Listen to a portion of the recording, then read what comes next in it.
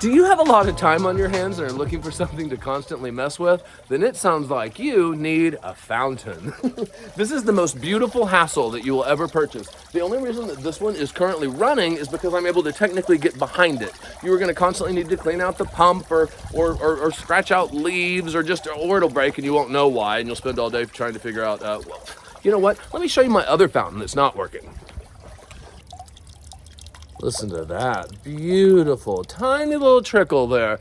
This is it telling me that it has leaves that are clogging up the intake valve of the pump. This happens constantly. Don't buy a fountain, by the way, unless you yourself are ready to mess with it all the time. You can't call someone every time it breaks because you'd be calling someone every day. So the other thing about a fountain is that they haven't designed it so that you can get to the constantly breaking pump without taking the entire thing apart. So I have to go and get Seth, and we're gonna have to pull off this entire heavy top part, get into the pump. Just wait, we'll do it. You can see I've changed into my bathing suit. That's because we're about to get super wet. First, you have to scoop all the water out of this fountain. I already replaced the pump, so I know that's not it. Replacing the pump, that's expensive. You see all those people in Italy throwing money into the chubby fountain. I always thought they were making wishes. Now I know it's because you have to constantly throw money at a fountain in order to make it work. It's the only way. Okay, remember when I said that don't get a fountain unless you're ready to mess with it yourself? I lied. What I really meant is you're ready to mess with it yourself and another person. This is Seth. So, someone else has to hold this thing. A tube runs down the center, a very small tube that has to connect to the pump right here. So Seth, do you have it? Yep, I got it. Okay, just hold it right there. Yep. Like kind of at an angle. Okay. Yeah, so now I have to get to this small, they designed it as if you were only gonna have to do this once, like a set it and forget it kind of thing. But the truth is, you have to do it all the time. If you wanna change the flow or if you wanna clean the leaves out, you have to have someone hold this while you mess with the pump.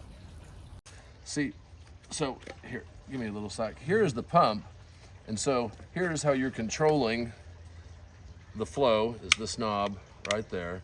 And so then we have to get this little pump to line right back up with this tube. This is why someone has to hold it.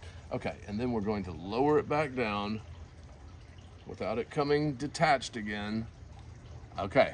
So we just had a moment of truth, turned it back on, and it is working. Now, for my personal taste, it's a little too strong. However, turning it down just one more notch would mean taking the whole thing apart all over again, and we're not gonna do that. So this is our new fountain flow. It's better than it was before, and yeah, hope you learned a little something. I mean, it is really pretty.